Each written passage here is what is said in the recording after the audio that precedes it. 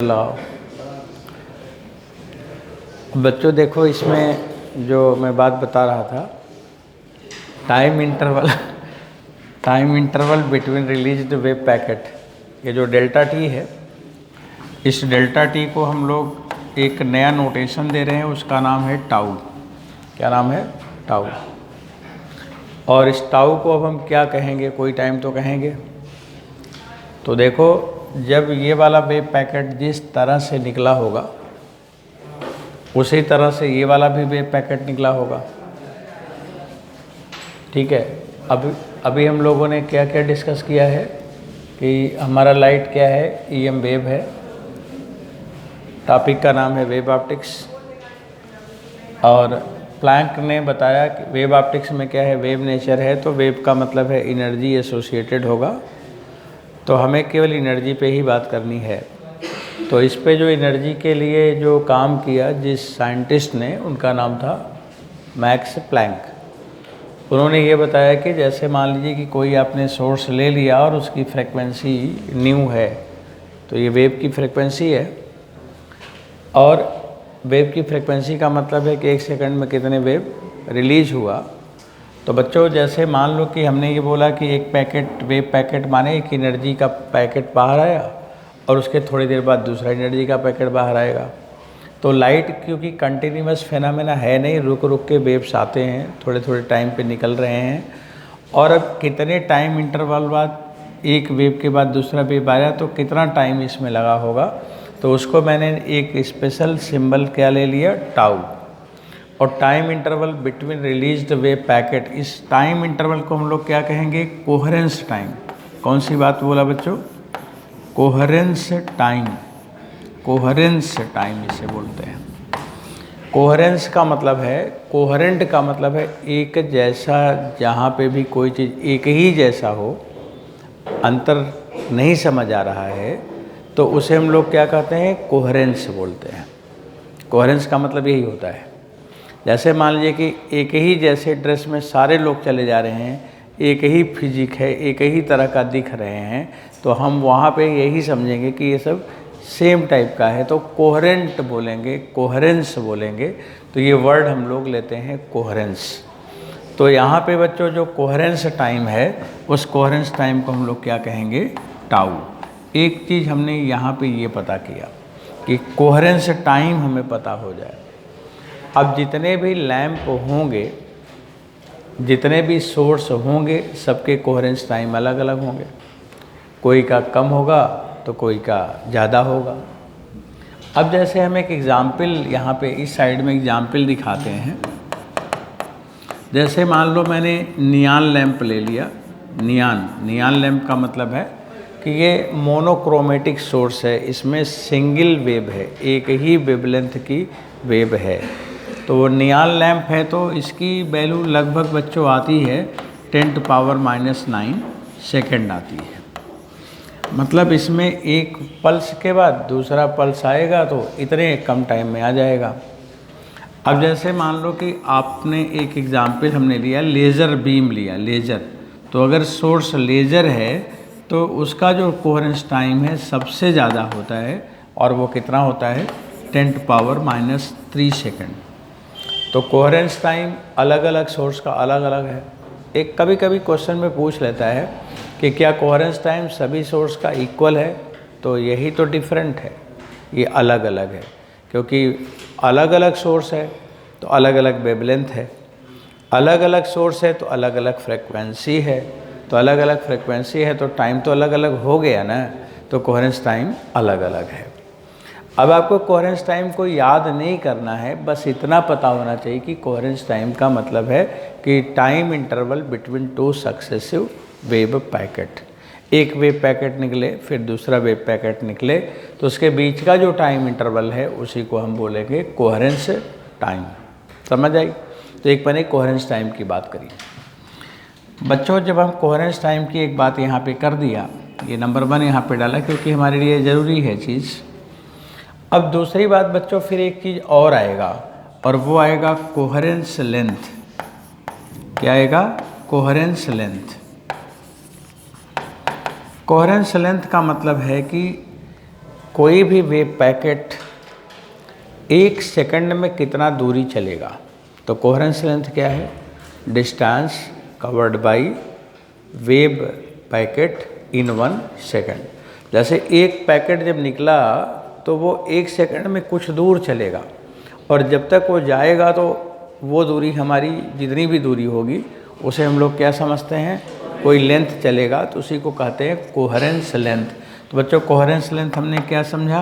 Distance covered by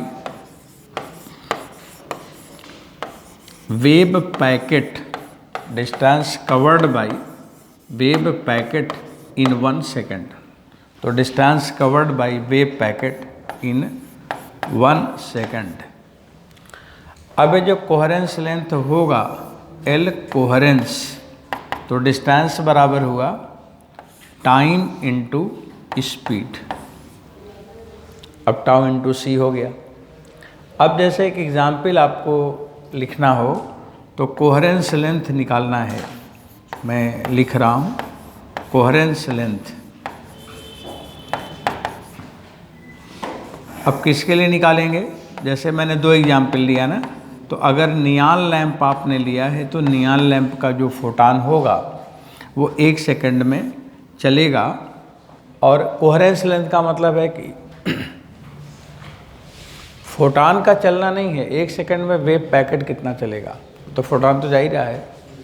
तो बच्चों एक इंटरवल के बाद, मतलब एक बार जो जैसे एक बार कुछ दूरी चलेगा तो फिर बीच में गैप आएगा, फिर चलेगा, फिर गैप आएगा, फिर चलेगा। तो ये जो डिस्टेंस होती है L बराबर होगा टाउ इंटू सी। तो बच्चों नियॉन लैंप है, आप लोगों ने पढ़ा है, तो नियॉन लैंप का टाउ तो मैंने पढ़ाया था अभी थोड़ी देर पहले, 10⁻⁹, और स्पीड कितनी हो गई? 3 × 10⁸। अब इसको आपने सिंप्लीफाई करी, तो इसके जब सिंप्लीफाई करोगे तो 0.3 मीटर आएगा। 0.3 मीटर, या आप कह सकते हैं कि 30 सेंटीमीटर आएगा। यही आया ना? अब ऐसे भी तमाम लैंप हैं जिसका टाइम 10⁻12 होगा, तो कोहेरेंस लेंथ और कम हो जाएगा। तो कोहेरेंस लेंथ और कम हो जाएगा। अब हमने लिखा है फॉर लेज़र, सबसे ज़्यादा कोहेरेंस लेंथ किसकी होती है? लेज़र बीम की। बच्चों इसकी कोहेरेंस लेंथ सबसे ज़्यादा होती है। अब आप लिखोगे L कोहेरेंस, तो टाउ कितना है? 10⁻³ इंटू 3 × 10⁸।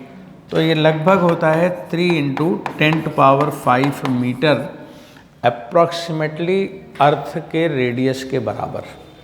अर्थ का रेडियस कितना है? 6.4 × 10⁶ मीटर। तो उसी के आसपास की ये दूरी है। तो सबसे ज़्यादा कोहेरेंस लेंथ किसका होता है? लेज़र बीम का। ये हमें पता है। अब ये बच्चों आपको कोहेरेंस लेंथ पता हो गया, कोहेरेंस टाइम पता हो गया। अब हम चलते हैं आगे, जब बढ़ते हैं तो कुछ इफ़ेक्ट देखा गया। जब हम लाइट का नेचर, वेव नेचर लिया, तो वेव नेचर लेने के बाद हमें बच्चों इस दुनिया में कुछ चीज़ें देखने को मिला, और वो जो देखने को मिला उसमें एक हम लोगों ने जो समझा, एक हम लोगों ने समझा है कि इंटरफ्रेंस एक इफ़ेक्ट आया। दूसरा हम लोगों ने इसमें डिफ्रैक्शन समझा, वेव नेचर लेने के बाद डिफ्रैक्शन फेनामेना प्रूफ किया गया, इंटरफ्रेंस फेनामेना प्रूफ किया गया।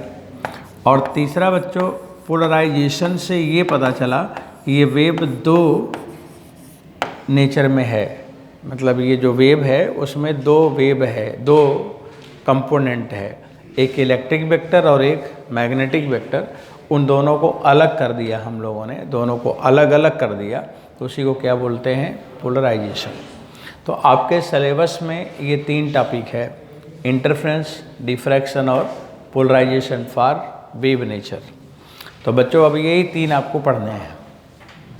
अब तीनों में हम पहले किसको लेते हैं? इंटरफ्रेंस को लेते हैं। अब आगे बढ़ते रहेंगे, चलते रहेंगे, लिखते पढ़ते। अब हम लोगों ने इंटरफ्रेंस लिया। अब देखो इसमें इंटरफेरेंस लिखा हुआ है। इंटरफेरेंस जैसे नाम से ही पता चल रहा है, इंटरफेयर होना। तो इंटरफेयर करने के लिए या होने के लिए कम से कम कितने होने चाहिए? 2 होने चाहिए। 2 या 2 से ज़्यादा होगा तभी इंटरफेयर होगा। अब इस इंटरफेयर का इफ़ेक्ट क्या है? इंटरफेरेंस जब हम पढ़ रहे हैं तो इसका इफ़ेक्ट क्या है? हमें क्या चीज़ दिखा, हमने क्या चीज़ दुनिया में देखा जिसको प्रूफ करने के लिए ये काम शुरू किया, या हमने इस इंटरफेरेंस का नाम दिया। जैसे बच्चों अगर 10 वाट का बल्ब है, एक बल्ब 10 वाट का है, दूसरा भी 10 वाट का है, तो अगर उसका टोटल पावर पूछा जाए किसी जगह तो कितना मिलेगा? 20 वाट, यही आएगा। या पावर छोड़िए, इंटेंसिटी की हम बात करें, इंटेंसिटी की बात करें, एक बल्ब से लाइट की इंटेंसिटी आ रही है 10 वाट पर मीटर स्क्वायर और दूसरे से आ रही है 10 वाट पर मीटर स्क्वायर, और बच्चों वो दोनों लाइट एक ही जगह जाके मिल रही है, तो वहाँ की इंटेंसिटी क्या होगी? जोर से बताओ। 20 वाट पर मीटर स्क्वायर होना तो यही चाहिए, लेकिन कभी कभी वो 10 और 10 मिल के 40 माने 40 वाट पर मीटर स्क्वायर आ रहा था। तो मतलब ये कहा जाए कि 1 और 1 प्लस होगा तो 2 आना चाहिए, लेकिन हमें यहाँ पे दिख रहा था कि 1 और 1 प्लस हो रहा है तो 4 आ रहा है। ये बात समझ में नहीं आ रही कि सारी दुनिया में 1 + 1 2 होता है और यहाँ 1 + 1 4 हो रहा है। और कभी वो दोनों मिलते थे तो 0 भी हो जाते थे, कभी कुछ आ जाते थे, कभी कुछ आ जाते थे। तब लोगों को समझ में आने लगा कि इसका मतलब इसकी जो इंटेंसिटी की वैल्यू है वो बदल रही है। तो बदल रही है तो कैसे बदल रही है, क्यों बदल सकती है, और इसकी मैक्सिमम वैल्यू क्या आ रही है? 1 + 1 = 2 1 + 1 = 4 आ रही है, और मिनिमम वैल्यू क्या आ रही है? 1 - 1 = 0 आ रही है। तो बच्चों फिर लोगों ने सोचना शुरू किया कि आखिर यहाँ पे क्या हो रहा होगा। तो फिर अगर कोई चीज़ का वैल्यू कुछ भी हो सकता है तो वो नेचर कैसा होना चाहिए? वेक्टर। क्योंकि अगर 2 क्वांटिटी को हम वेक्टर में सम करें तो उसका रिजल्टेंट a - b और a + b के बीच में आता है। लेकिन अगर स्केलर है तो एक ही वैल्यू आएगी। अगर स्केलर है तो 1 + 1 2 आएगा, हरदम 2 ही आएगा। लेकिन अगर वेक्टर है तो इसकी वैल्यू बदल जाएगा। तो अब यहाँ पे इंटेंसिटी बदल के आ भी रही थी। तब लोगों ने समझा कि इसका मतलब जो वेव मिल रहे हैं वो किस तरह से मिल रहे हैं? वेक्टर नेचर में मिल रहे हैं, वेक्टर फॉर्म में मिल रहे हैं। तो फिर हम लोगों ने वेक्टर के रिजल्ट को, या जो वेक्टर में जब जुड़ेगा, वेक्टर में एडिशन होगा, तो उसे हम लोग क्या कहते हैं? सुपरपोजिशन कहते हैं। क्या कहते हैं? सुपरपोजिशन कहते हैं। और वेव को हम कैसा मानते हैं? यहाँ पे स्केलर की वेक्टर। वेव का नेचर क्या लिया है? वेक्टर लिया है। तो जो वेव इक्वेशन है वो किस फॉर्म में है? वेक्टर फॉर्म में। इसलिए वेव इक्वेशन को बच्चों हम लोगों ने डिस्प्लेसमेंट कह दिया, क्योंकि डिस्प्लेसमेंट क्या है? वेक्टर ही है। अब इसके वेव को बच्चों को, आप लोग को पढ़ाने के लिए हमने कैसा वेक्टर लिया? डिस्प्लेसमेंट वेक्टर ले लिया। और ये दोनों मिलेंगे, 2 वेक्टर मिलेंगे तो मिलने को हम क्या कहते हैं? सुपरपोजिशन। इसलिए इंटरफ्रेंस को हम लोग क्या कहेंगे? सुपरपोजिशन। इंटरफेयर करना माने मिलना, तो जब मिलना तो सुपरपोजिशन हो गया ना। और किसका सुपरपोजिशन हुआ है? वेव का। और कितने वेव होने चाहिए? 2 या 2 से ज़्यादा। यही बात हुआ। अब बच्चों इंटरफ्रेंस की यही डिफिनीशन हो गई। अब इंटरफ्रेंस के लिए हम लोग क्या लिखते हैं? सुपरपोजिशन ऑफ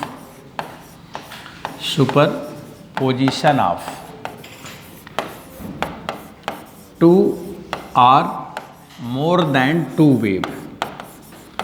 अब superposition of 2 are more than 2 wave, पर ये ध्यान रखना है कि यहाँ सुपरपोजिशन तो है, लेकिन साथ साथ हम इंटरफ्रेंस बोल रहे हैं। मतलब इंटरफेयर करेगा, एक दूसरे को रिस्ट्रिक्ट करेगा, एक दूसरे को डिस्टर्ब करेगा, एक दूसरे को बढ़ाएगा भी, एक दूसरे को घटाएगा भी, कुछ भी कर सकता है।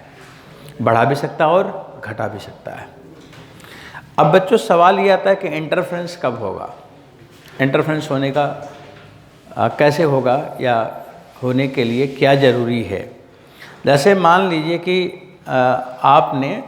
आपसे किसी बच्चे ने कोई न्यूमेरिकल पूछा, कोई सवाल पूछा, और वो बच्चा यहाँ नहीं पढ़ता है, पांडे क्लासेस में नहीं पढ़ता, कहीं और पढ़ता होगा। अब वो आपसे क्वेश्चन पूछा कि तुम यहाँ पे पढ़ते हो, पांडे क्लासेस में कोचिंग करते हो, भाई तेरा फिजिक्स अच्छी होगी, लाओ ये सवाल बता दो। अब आपने सवाल लगाना शुरू किया और आपको मान लीजिए कि आ ही नहीं रहा है, तो उसको आपने पूछा कि देखो इसका आंसर कितना आ रहा है, तो बोला कि 4 आ रहा है, और आपका आंसर आ रहा है 3। तो आपने बोला कि देखो ये 3 आ रहा है ना, और जो इंटरफ्रेंस वाला टॉपिक है इसमें 1 और प्लस किया जाता है।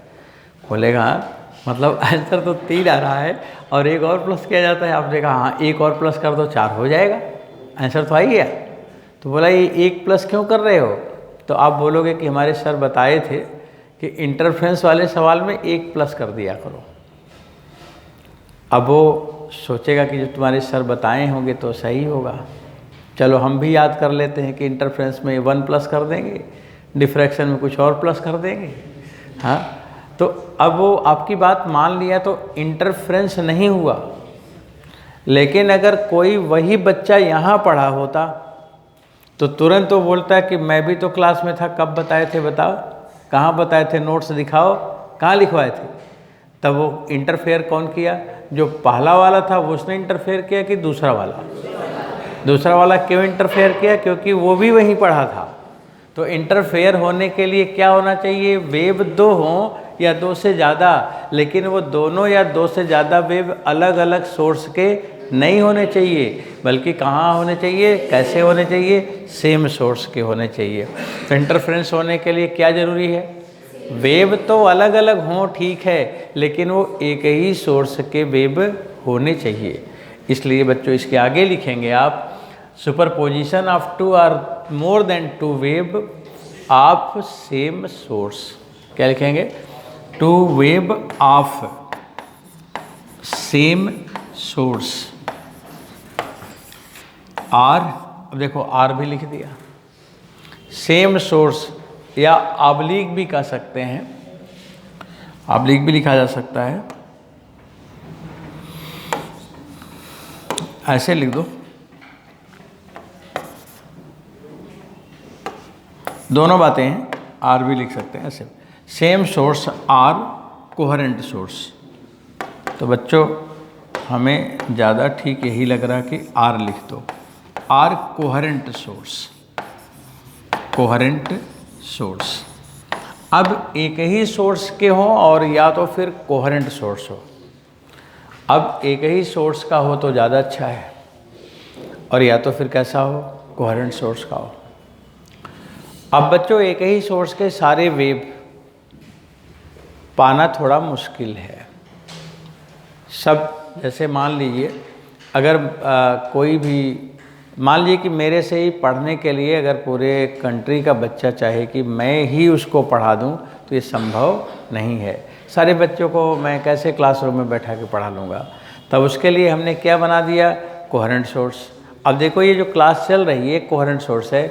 मैं यहाँ पे खड़ा हूँ, वीडियो में भी मैं खड़ा हूँ, यहाँ मैं बोल रहा हूँ, वीडियो में भी बोल रहा हूँ, और जितने मोबाइल हैं सब में मैं खड़े होके पढ़ा रहा हूँ। तो एक ही इंसान हर मोबाइल में खड़े होके बता रहा है, वही बात बोल रहा है, वैसे ही बोल रहा है, उसी स्टाइल में बोल रहा है। तो वो सोर्स कैसा हो गया? कोहेरेंट हो गया।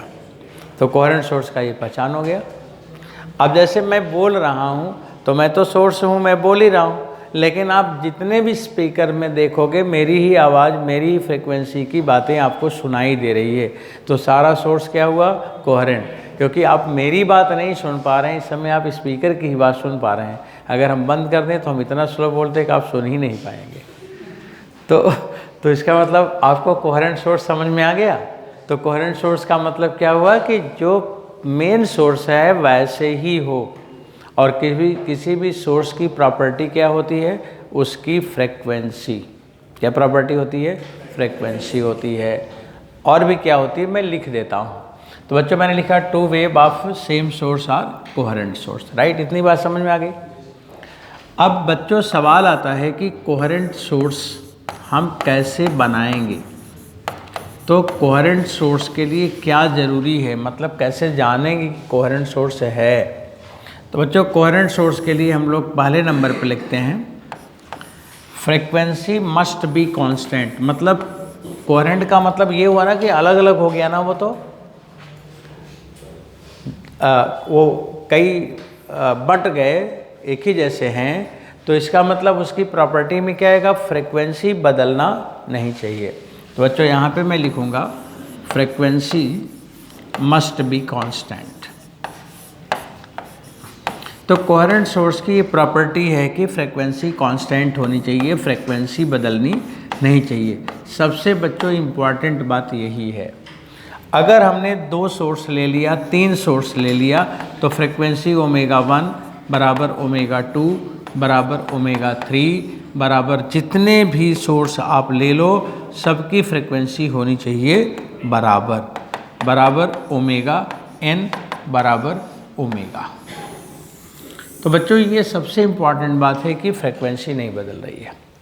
हमने n सोर्स ले लिए और सबकी फ्रीक्वेंसी 1 2 3 4 लिखी, लेकिन सबकी फ्रीक्वेंसी क्या है, इक्वल है। तो पहले आपने ये जाना कि फ्रीक्वेंसी बदलना नहीं चाहिए। और बच्चों दूसरी एक इम्पॉर्टेंट बात और है, जैसे मान लीजिए कि आपने कई सोर्स ले लिया और यहाँ पे मान लीजिए कि ये सोर्स S1 है और ये सोर्स S2 है, यहाँ से ये वेव आके मान लीजिए यहाँ मिल रही है, यहाँ से ये वेव आके यहाँ मिल रही है, दोनों वेव एक पॉइंट पे मिल रहे हैं। अब अगर ये दोनों वेव एक पॉइंट पे मिल रहे हैं तो यहाँ पे जो भी इफ़ेक्ट आ रहा है, दोनों के रिजल्ट का जो भी इफ़ेक्ट आ रहा है, तो जो अभी इफ़ेक्ट आ रहा है वही हमेशा होना चाहिए। इसका मतलब यहाँ पे जो भी चीज़ बन रही है वो कभी बदलना नहीं चाहिए। इसका मतलब क्या हुआ कि जहाँ पे वेव मिल रहा है तो जो दोनों का फेज जो भी होगा सेम फेज होगा, मैक्सिमम होगा, ऑड फेज होगा, मिनिमम होगा, जो भी फेज होगा वो फेज इसका टाइम के साथ बदलना नहीं चाहिए। तो बच्चों यहाँ पे मैं लिखूँगा हैविंग कांस्टेंट फेज रिलेशन। दूसरा नंबर है, इम्पॉर्टेंट नंबर है, यहाँ पे दूसरा नंबर हम उधर भी लिखा है, यहाँ भी लिख देता हूँ, having constant phase relation, having constant phase relation. तो बच्चों कांस्टेंट फेज रिलेशन लिखा है, इसका मतलब जो फेज डिफरेंस है, अगर 2 या 2 से ज़्यादा वेव मिलेंगे तो ज़रूरी नहीं कि सभी सेम फेज में हो। जैसे अगर 2-3 लोग 2-3 फ्रेंड आपस में बात करते हैं तो ज़रूरी नहीं कि सब एक ही जैसे कंडीशन में हो।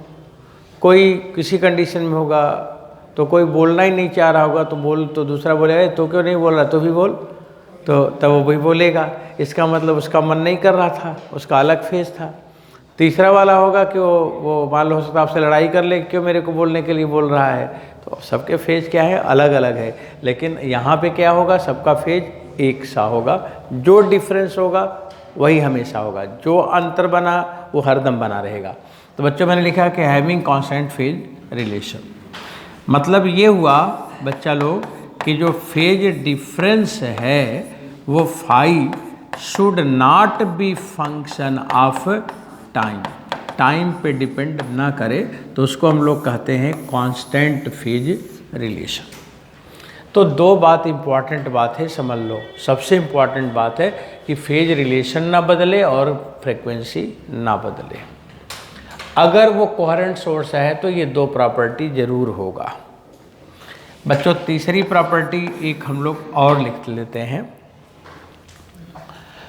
अगर ऐसा है तो अच्छा इंटरफ्रेंस होगा। क्या हो ऐसा कि सबके एम्पलीट्यूड भी बराबर हों।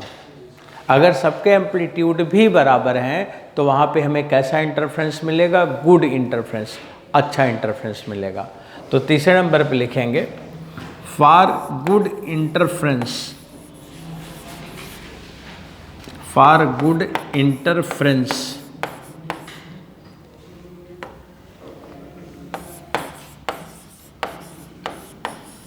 for good interference amplitude should be equal.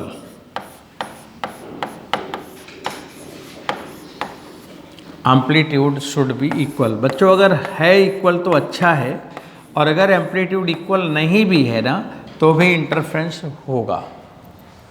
इसमें मैंने मस्ट नहीं लिखा है, इक्वल लिखा है कि होना चाहिए। तो मैंने लिखा बच्चों for good interference amplitude should be equal.